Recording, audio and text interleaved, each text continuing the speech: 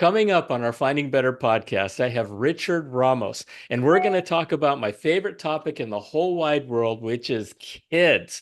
And so, whether you have kids or not, or thinking about having kids, or have grandkids, or thinking about having grandkids, whatever it is, kids are such an important part of our lives. And we're going to talk about the battle of winning the hearts and loyalty of our kids against a world that is just not what it has been like over the years. And we're living in a whole new world today. So please join us, subscribe, and share it. And we'll see you soon.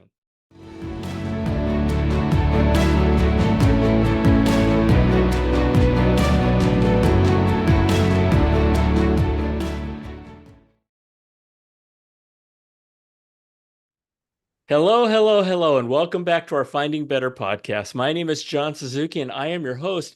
And we have an amazing my favorite topic. It really is my favorite topic. We're going to talk about kids. Now, whether you have kids or not, maybe you don't have kids, but you're thinking about having kids, or you do have kids, or you're like me and you're a grandparent to grandkids. Um, Kids are an incredibly important part of our life. And even if you don't have kids or are thinking about it, understanding what we're going to be talking about is all about our future and building our future. And that's why I love it so much. So, our podcast is all about sharing experiences, right? Real life experiences where we've been there and done that and finding better in our own lives. So you can apply those lessons to yours because, we found that sometimes the best way to success is to copy it. Richard Ramos is my guest today. And he has spent 30 years of his life dedicated to community service and helping folks figure out this whole thing about how to raise great kids, how to support great kids, how to protect our kids. And he wrote this book. This book is called Parents on a Mission. All right. I want to get this right. How to win the competition for the heart, mind, and loyalty of our kids. Richard, welcome to our Finding Better podcast. Thanks for joining us. Yeah, it's great to be here, John. Thanks for having me again. Appreciate it. Yeah, yeah. Well, this is such an important topic. It's such an important topic. And you last time, and this was 6 months ago or so, the last time you were on, we talked about some really remarkable things because the whole idea of raising kids these days has changed, right? The environment has changed. What's going on around us has changed. Technology has changed. So help us give us an understanding of what it is you're doing and why it's so important. Yeah, one of the things I like to point out, John, about parenting classes, so many parents think that if they're going to go to a parent class, it must be because you're a bad parent. And that is not at all true. That is not the way to look at this. What I'm Good. saying is just like doctors, they go to conferences because they want to learn more, they want to get better. Pastors go to conferences, and lawyers go to conferences. And what Business parents on a people go to mission, conferences. Everybody goes to everybody conferences goes to to conferences sharpen their to swords and sharpen pencils, their, right? and that's what Yeah. I about parents on a mission. It's not for parents because you want to get better. It's for good. I'm sorry, something's wrong. It's for good parents who want to get better. Just like any professional, you always want to improve. So you go places, whether it's a conference or you go online or you take a course, so that you can improve yourself in whatever profession you're in. And so I talk about the profession of parenting. That why should if you go to a doctor or a mechanic or whatever, why should you settle for anything other than excellence? And Well, so what I here's the other thing, just real quick to what you go just ahead, go said, ahead. is that for some reason we think we don't, as parents. Okay, so I've got two kids, I've got three grandkids, so I've now been through two generations of this, and honestly, who goes to a conference on parenting? For some reason, we wake up in the morning with these kids in our remit and our responsibility. But for whatever reason, we don't. I think the average person doesn't think about going out and learning how to how to how. And they don't, I've never been to a parenting conference. I've never been to it. And I think we have kids and we think, oh yeah, I know how to do this. No, we don't. Well, We have no clue, right? well, we do the best we can based on what we Yeah, were taught, and sometimes that's good and sometimes it's not. And obviously a lot of it, some of the again, I don't like to blame parents for everything. As a matter of fact, I always say we're not blaming you, but we are naming you as the most important person and asset in the community in terms of raising your children. You are the most I important love it. person. Yep. Therefore, why should our children settle for anything other than excellence as a parent, just again, just as any other professional? Now, of Right. course, we all make mistakes, nobody gets it right all the time. Parenting is hard work, regardless of how you look at it. But that's what Parents on a Mission is about. It's about leadership from the inside out. It's about mom and dad being willing to look within themselves and bring healthiness to their own heart, their own soul, because I believe that all of my relationships flow from my relationship with myself. And if I don't like myself or love myself, how am I going to give what I don't have? I love And it. so it's those kinds of concepts that we're teaching mom and dad to understand. You have to take care of you. And we can get so busy, we can get crazy with the noise Right. all around us and Right. work and all the things that are going on. But where are you slowing down and taking time for you? And let's talk about that for a second because you said something earlier that really resonated with me. And when you said that you as a parent are the most important person, the most important resource to your child.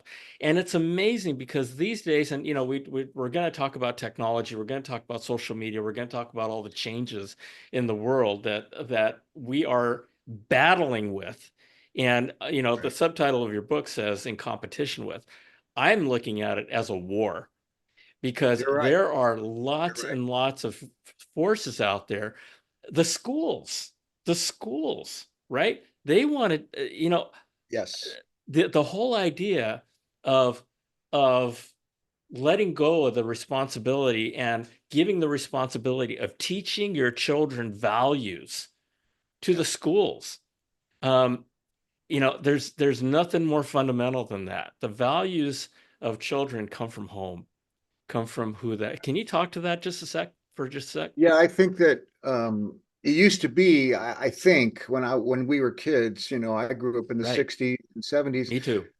parents could pretty much feel supported, their values supported by the school and the classroom and the Right. teachers and all Right. of that. That is not true today. I'm sorry, but it's just not. Now, I'm not going to say every teacher, I'm not saying every school, every classroom in the United States. I'm not saying that, but it's obvious that a very large ideology that's being shoved kind of down our throat, not only by schools but by university, by elementary Yeah. school, junior high Yeah. school, but by universities and the government. So for me, what we're saying, mom and dad, you cannot hide from all the bombardment of these, whether it's drugs or gangs or sex or ideology. It's out there. So what can you do? And as I've shared with you before, John, we are immunizing our children. We are inoculating them. That's our job. That's our job. That's our Right? job, is to Yes. give them an immune system, so to speak, for social issues, so that I'm not afraid to send my kid out to the what's going on Right. out there, Right. because I've inoculated them with our values, with our integrity, with our character, all those kinds of things. And so I'm preparing my children to have the immune system they need to deal with all the distraction and all the ugly things that are affecting everybody. And one of the most important things to inoculate them against is bad, right? I Yes. mean, helping your kids understand that when they see bad and they identify bad, and I, bad is largely identified by the values, they can say no, and they can call Yes. bullshit, right? They Right. have the tools and they have the ability to call bullshit, and they know that if they find themselves in trouble, they can come home to Yeah. you, right? to the parents, That's not to right. go to the teacher, not to go to some gangbanger, not to go to somebody else. Because here's the thing, Richard, here's the thing that I found. Children who don't get the attention of their parents are gonna find it, That's right. and they'll find it from somebody else. And so the whole idea, and I mean, is that right? That's been my Absolutely right. experience. But Well, yeah, yeah, that is right. And you have to ask the question, why do kids join negative lifestyles, whatever it is? Why would they do that? And that's why I talk about loyalty. And that's why I talk about the heart and the mind, because our thought life leads to our actions, and that leads to our habits, and our habits leads to our character, and character goes to destiny. So if we are building those things in our children, they're going to make decisions most of the time that are in line with our values. But the opposite is true too, what you just said.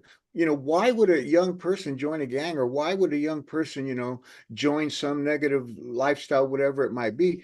Well, something's missing, and it's missing from the home, in my opinion. That's where it starts. That's the root of it.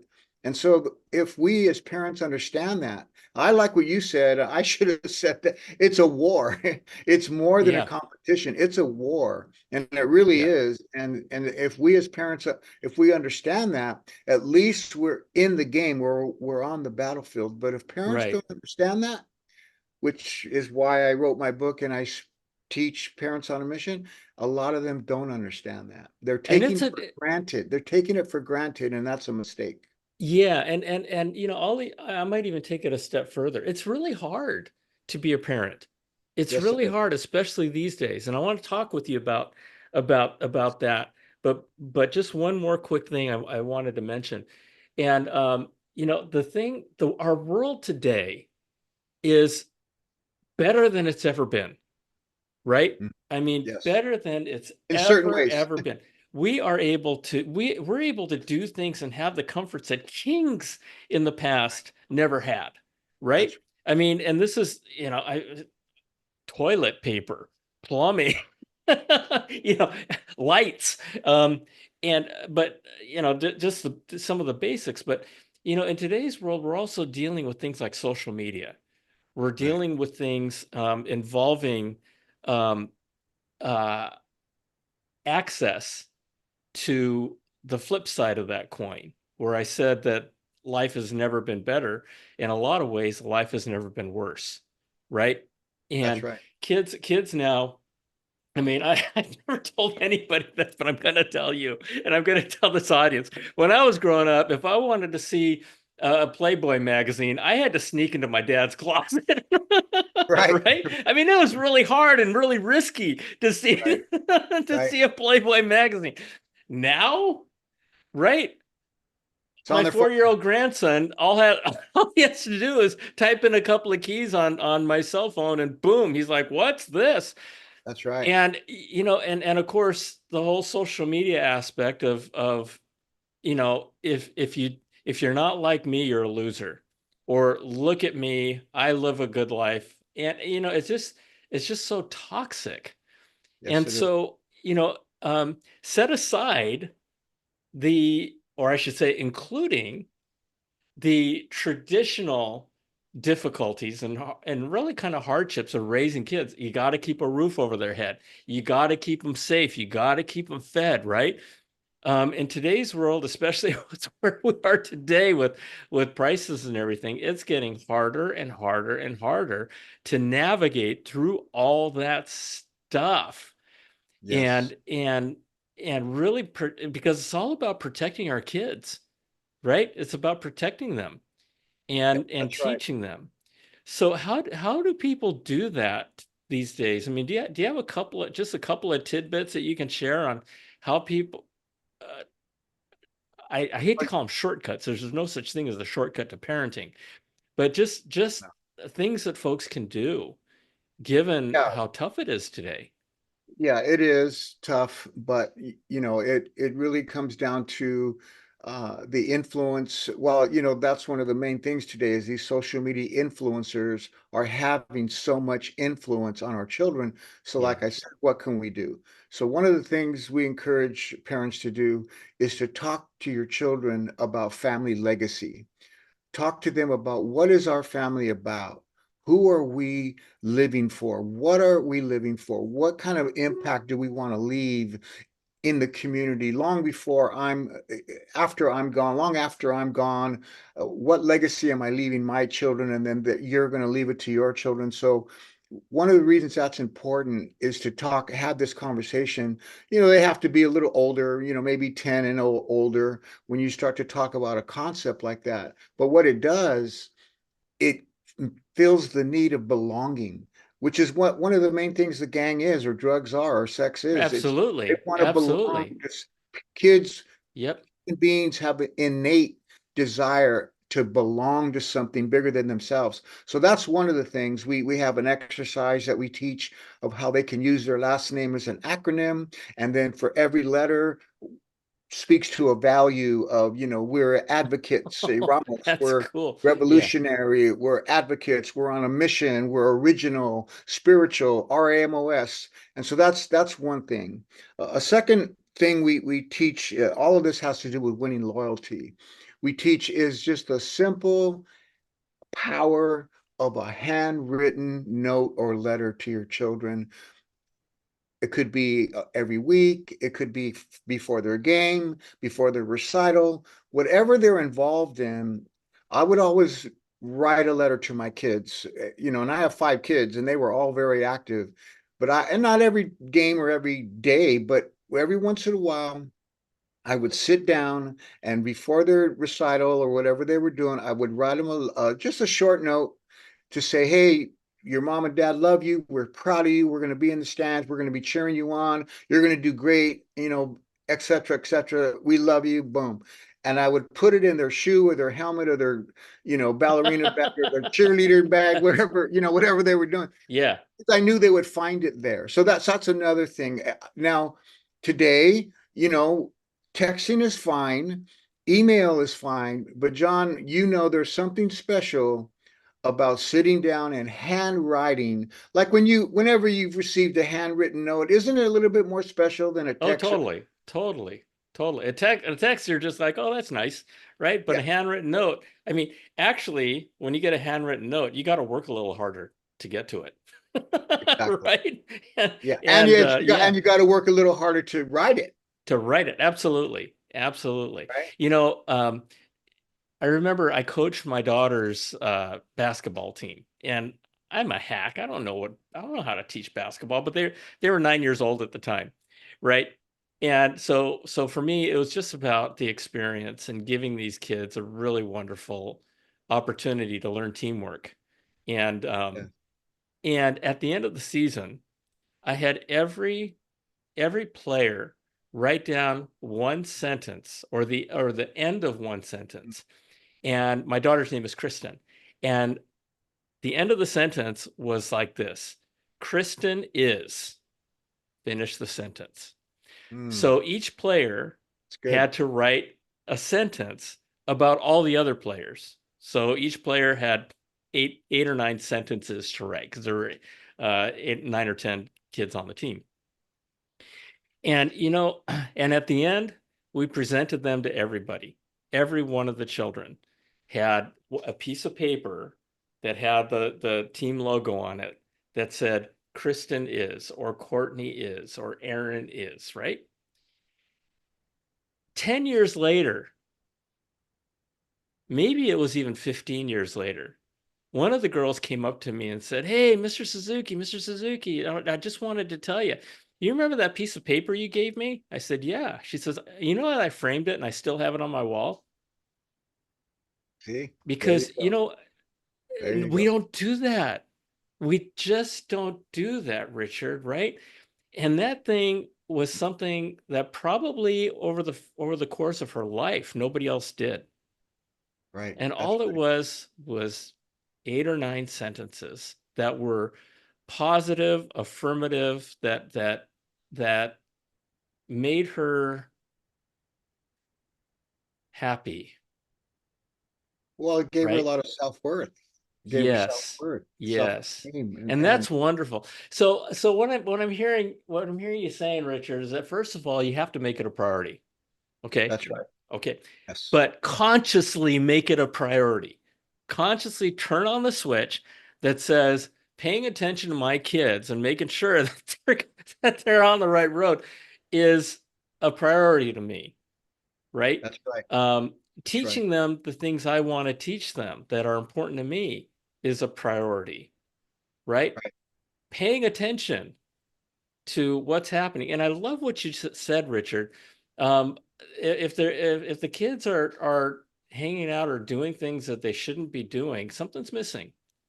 Something is missing. That's And we're so quick to judge our kids, but for a split second, do that introspection. You know, um, I might have shared this story last time, but I want to, if I did, forgive me. It's worth talking about again. But when my repetition daughter, is repetition is it, the mother of all learning. there it is, and maybe I didn't mention this, but when my daughter was a sophomore in high school, I was driving her to school, and the drive was 6 minutes, 7 minutes, right? And 1 minute into it, she starts talking about sex, Mm. and I'm like, what the heck? Right? I mean, I have no escape at that point, right? We're in the car, I'm in the driver's seat, and she starts talking about how some of her friends are sort of kind of sleeping around, right? Uh, And I said, "Really?" And I'm like, "Get me the hell out of this car," right? I mean, I felt like wrecking it just to get out of the conversation. And so and so I said, you know what, Kristen? And I don't know where this came from. I just said it, and it's relevant to our conversation. I said, I bet you I can name 5 girls who are sleeping around and 5 who aren't. And she just looked at me and like, what are you talking about? So I did. And by the time I got done naming five and five, in the car, her shoulders were square, looking directly at me. And she says, "Dad, have you been reading my Facebook?" I said, "Kristen, I couldn't spell Facebook if my life depended on it." She says, "Well, how do you know?" And I said, "Kristen, I said, I have a theory. I have a theory." I said, little girls or young women who don't get the attention they need from their fathers will get the fatherly attention from somebody else. that's right. It just happens that way. And I That's right. said, in the 5 that I named, I know their parents are paying attention. I know their dads are at their games. I know that they're constantly involved in their life. And the others are going off to Vegas on the weekends. The others are giving them, 500 Mhm. bucks to have a party, while they're gone. Right. While they're gone. Um, and fast forward 10 or 15 years later, she pulls me aside. She says, "Hey, Dad, you remember the conversation we had in the car?" And I said, "How can I forget that conversation?" And Yeah. she says, "Well, I've been thinking about it ever since then." And she says, "And at least what I have seen is that you're absolutely right. You're absolutely right." And I said, "Well, I don't know if I am or not, but that's just been my experience." And it we we go through life kind of as zombies, especially when it comes to our kids, right? Oh, they can take care of themselves. And one more thing I wanted to say is that you had mentioned that it's not until they're 10 years old or something like that that you can talk about certain things. I want you to talk about what happens in the first 10 years, right? Because I don't Mhm. want folks to walk away from this going, oh, okay, well, I don't have to worry about it until my kid's 10 years old. No. So No, what do you say? What no, do you no, no, say about the no. first 10 years? No. Well, first of all, we know through studies that the human brain starts developing as embryo. From the time kids are in the womb, their brain is already activated. And that's why we want moms to take care of themselves emotionally. Kids are feeling the emotion, whatever they eat, same thing. So it starts right there where you're nurturing that child. And what we say is from 0 to 2, what should be happening in the life of a child, an infant from 0 to 2? Well, basically, you are nurturing that child. That's a nurturing phase of affection where you're all hugging, kissing, looking in their face, speaking to them with baby talk, and all of the is telling that child, that little infant, you matter, you count, you're important, I love you.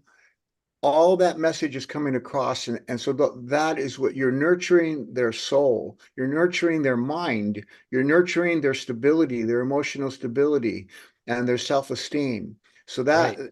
now people could say, well, that's just common sense, but remember, common sense is not always common practice. And the reason I know that is because I was not an affectionate dad when my kids were first born, because my mother was not affectionate. And so not everybody receives affection or knows how to be Right. affectionate, and it is Right. so important. But I did learn, uh, because of the mother of my children was Sicilian, and oh my God, they know how to love kids. And so it made me uncomfortable when my in-laws would come over to my house when my kids were small. It made me uncomfortable seeing the kind of affection they were giving them, because I didn't know how to do that, and I never Right. received that Right. kind of affection from my grandparents or my mother. So that's 0 to 2. From 2 to 5, in that phase, what should happen? Well, we all know, when you're a parent, you know that when kids turn 2, they want to Ter- run things, Terrible twos. Yep. they Yep. right, they want to be in control, and so now they're going to throw tantrums, they're going to cry, they're going to, I want what I want, when I want it, where I want it, how I want it, and if you don't give it to me, I'm going to scream and cry, embarrass you in the store. So in that phase, now we have to go from nurturing, or you stay the nurture, but now you're what I call a trainer. And in other words, this is a disciplinary phase. This is where you're teaching children, no, don't talk that way, don't do that. No, you can't have your way all the time. Right. And you're using your discipline, as a To parent, teaching them the teaching them guardrails. about Yep. boundaries, correct. Yep. So that's from Yep. 2 to 5. And then from 5 to 12, now you're sending your child out into the world now. Now they're going to school. So now Yeah. the question is, what kind of citizen are you sending into the community? Because now the teacher, your neighbor, and everybody else is depending on you, that you have taught your children how to obey authority, how to socially get along with people, how to understand, to sit in a classroom and receive instruction. Teachers are not taught how to deal with gang members in their classroom. You don't go to university and learn, how do I deal with the rebellious kid in my class? No, what you learn, you become a subject matter expert in college. They don't Right. teach you how to be a people expert. Right. Right. Why? Because they're depending on mom and dad to teach the child how to act right. Well, if you're not teaching your child how to act right at the dinner table, they're sure not going to act right when they get to school. Absolutely. Absolutely. Now, what happens, Richard? Okay, so um uh you rang a few bells in my head, right? And What what one more thing. I forgot to mention this. The reason this strategy is important that I developed, it's preparation for separation, for infiltration, not isolation. So Nice. you are preparing your children to leave you, because the statistics say from 12 to 15-year-old is when children, that's when the competition is steps on your field. Now there's all kinds of middle school pressure, junior high, etc. So Right. you, Right. mom and dad, you have an opportunity from the time your child is born. If you understand that in 12 years you're going to have some competition or a war, then you can be preparing them for that I love that. preparation, I for love that. separation and infiltration, rather than trying to isolate them from all the stuff that's out there. There you go. There you go. That is powerful. That is really powerful. And now, for those folks who already have kids and are going, well, my kid is now 11 years old, and I haven't done a lot of those things, or I've done a lot of those things, but maybe not to the level that I wish I could have. Is there hope for them? Absolutely. It's never too late. There's hope, but this is why personal growth and emotional maturity is so important. because if mom and dad, we got to be willing to deal with ourselves and look within and grow the areas where we need to grow, because it's never too late to reestablish your authority, your love, your commitment, your attachment, and that is all in the book. I described all that in the book, or we go through it in the course. The course is online if people are interested in that. But all of that, like, how do you do that? We could be here all day, John, but I'll just refer Yeah. people to the book, because yes, there is hope, absolutely. I call that the role of the farmer. So 0 to 2, role of the nurturer. 2 to 5, the role of the trainer. 5 to 12, the role of a life coach, because now they're out there and you're on the sideline watching your children play in the game of life at school and all that. But when you're having a tough Yeah. time, that's the role of what I call the farmer. And I explain what that's all about in the book. Just real quick, what is the farmer? A farmer, you got to know it's hard work, number one. But number two, the law of the harvest is on your side. What does that mean? Whatever I plant, I'm going to reap. So now I'm going to start plowing. Plowing means breaking up the heart, and you're confronting your children's bad behavior. You plant seeds. Our seeds are our words. So you find ways to say negative things in a positive way, like you're better than that. That's not who you really are. We've talked about this before. I love you, but I don't love what you're doing. And you're confronting them, but you're using words that are affirmative. Then the watering, all plants got to be watered. That is when you are showing some kind of affection on their birthday, on Christmas, or just for doing a good job of cleaning their room. Because it's not easy to give kids affection when they're being disobedient, but it breaks down that wall, and it helps you both to connect, even though things are not great. And then the cultivating, those are, again, that's affirming when they've done a good job and you affirm them. So I use that metaphor That's of amazing. plowing, Yeah. Yeah. planting, watering, and cultivating, to help parents understand. And I love it. But when am I going to get my harvest, Richard? I don't know. Yeah. Yeah. Everybody's different. It could be a year, Exactly. 6 months. It could be years. And But you may get it and not even know you're getting it, and you it know? just takes persistence, patience, and prayer. Persistence, patience, and prayer. I love that. And the idea, just planting the idea that this is going to be hard work. Yeah. It's gonna be hard work. Farming is tough, right? Tough. But Tough. boy, oh boy, that what you reap at the end of it is just really wonderful. And I want to close on this. You said something really interesting that kind of struck me, where you said that the development of a child's brain happens in the womb. Hmm. And what I thought about at that moment was how my grandsons knew the mom, knew my daughter. They knew her voice. They Yes. knew they knew who she was. And I mean, the minute they came out, they knew who she was, and they Correct. they they were comforted by her heartbeat, That's right? right. Yes. And that tells me, right? I mean, in order for them to recognize all that, the brain develops in the womb. And it is a journey. It's a tough journey, but we sign up for it, right? We sign up for That's it. right. And the And child can also be acclimated to the voice of the father, John, if they're talking to the womb, singing to the womb. there you They go. also That's become right. acclimated that way to the father's That's voice. right. Wonderful, wonderful. This is amazing, Richard. And folks, Richard gave you a whole bunch of things to think about, right? And whether you buy the book or not, you hopefully you're the better for it already. But if you wish to buy the book, again, it's called Parents on a Mission by Richard Ramos, and you can get it on Amazon and bookstores. Richard, if people want to learn more about you, where do they go? They go to richardraramos.com. Don't forget my middle initial, richardraramos.com, and they'll find a lot of resources and information there. Wonderful, wonderful. Folks, share this. Share this with folks. It's all about kids. It's all about love. It really is. I keep saying that. It's all about love.